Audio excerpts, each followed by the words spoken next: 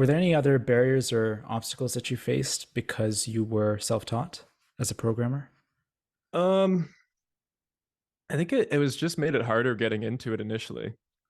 Like that time that, the 4 years that people put into like engineering to like land a job quickly after college, I kind of just like put that into like a 6 month intensive self boot camping. Like, yeah, it's tough because there's somewhere in between, like, so you have the college route for studying software engineering, basically learning algorithms and data structures and hardware that you probably won't use in your day-to-day job. And then you have the boot camp route where you don't learn a lot of those fundamentals, but you go directly into like incredibly practical things. It's like becoming an engineer versus mechanic kind of thing. So I will say, like, on that thing of being like either a software mechanic, like I'm just fixing the boat, keeping it going along, and like an engineer where like you're blueprinting new compilers, new this and that.